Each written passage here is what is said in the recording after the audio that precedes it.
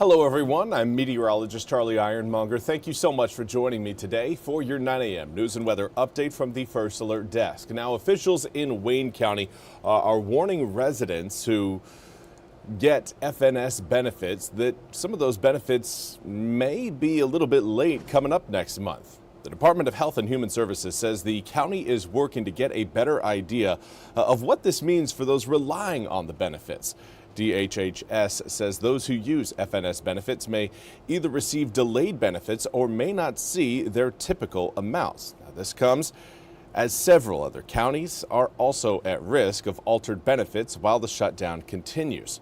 FNS recipients can check their balances in the EBT Edge app or by calling the number on the back of the EBT card. Now, individuals may dial 211 or visit nc211.org to connect with local food pantries, meal programs, and other essential services.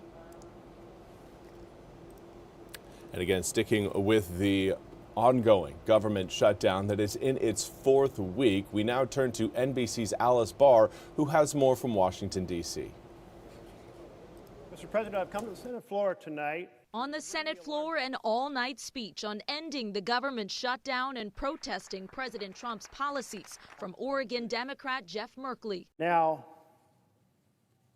it is our United States Constitution and our freedoms that are under attack by the President of the United States. That as top congressional Democrats are demanding a meeting with the president to negotiate an end to the shutdown that addresses a looming spike in health care premiums for millions of Americans. The president should meet with us. It's not me, him, or anything political. It's that the people are in crisis. I will only meet if they let the country open. They have to let the country open. President Trump met Tuesday with Senate Republicans united in their stance that only Democrats can end the shutdown by signing on to a short-term funding bill that's now failed 11 times. We are going to keep voting to open up the government, and eventually the Democrats, hopefully sooner or later, are going to come around. Lawmakers acknowledging even informal bipartisan talks have stopped. Because there can't be another conversation that continues until we open the government. Amid the stalemate, real pain for American families. With federal workers missing paychecks, demand is surging at food banks across the country.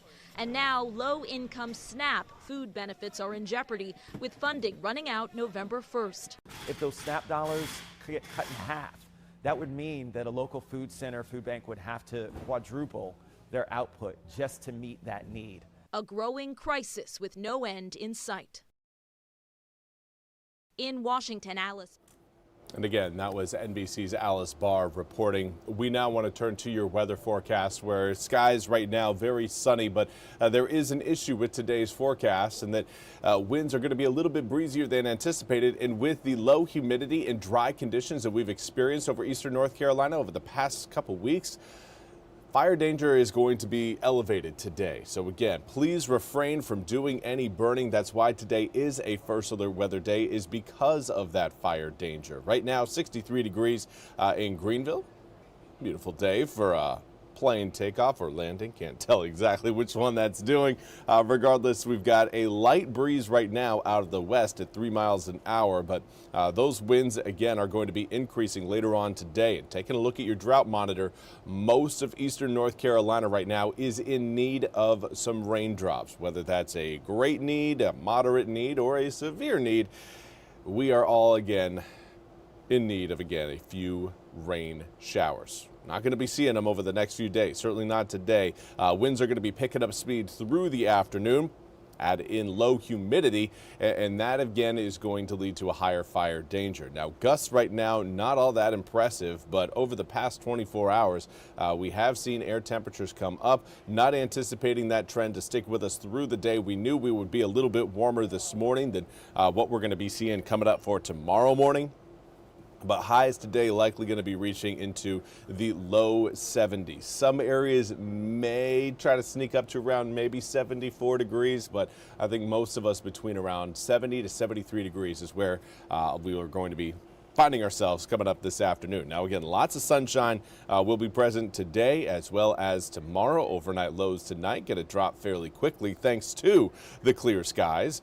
We're going to be seeing those temperatures fall all the way down into the low 40s coming up for tomorrow morning. And the humidity tracker again highlights the fact that drier air will be moving into eastern North Carolina. So again, that humidity drops, fire danger goes up. I know there's a lot of leaves and pine needles falling out of the trees. The winds are only going to exacerbate that fact. So please gather them into a pile, but wait until it's the proper conditions before you start burning. This is not the best day to do it. Now, as far as, again, what we've got going on across the country, an area of high pressure will continue to keep us nice and sunny over the next several days. You can see that high working its way over the southeastern United States. The area of low pressure in that massive system up towards our north will stay up to our north, no longer going to be impacting us. But we've got another system further back towards the west that we've got our eyes on, that area of low pressure, and the fronts along it will be moving into eastern North Carolina, possibly later on this upcoming weekend or into next week. Right now, timing of that system still a little bit up in the air, but we can see again it will be forming coming up later on today, if not tonight, and that will leave us with a better read on its timing of arrival for eastern North Carolina. Now, here's a system that we don't have to worry about its estimated time of arrival. It is not going to be arriving in eastern North Carolina. Talking about Tropical Storm Melissa, current maximum sustained winds at 50 miles an hour. It's looking certainly more impressive from a infrared standpoint. Lots of moisture around that system, but again, it is slowed down significantly, and it's expected to kind of meander around the central Caribbean, moving its way closer and closer to Jamaica as we head into the tail end of this week and into this upcoming weekend. National Hurricane Center does believe it could become a Category 1, possibly Category 2 hurricane. Right now, it's something we'll continue to monitor, but certainly not something we need to worry about. Here's a look at your full 8-day forecast. Again, rain showers become a little bit more common coming up to start next week. I think by the time we get to the middle of next week, we'll have a stronger storm system moving into eastern North Carolina, which is good news. We could use those raindrops. But over this weekend, do note that air temperatures likely going to be in the upper 60s versus the low 70s. So over the next several days, we will be dealing with a little bit of a temperature cool down, especially for those overnight lows falling all the way down into the low 40s. Well, that's all we have time for today's 9 a.m. news and weather update from the First Alert Desk. I want to thank you all so much for joining me. We'll be back with more news and weather coming up at the top of the hour. Until then, I hope you all have a fantastic Wednesday.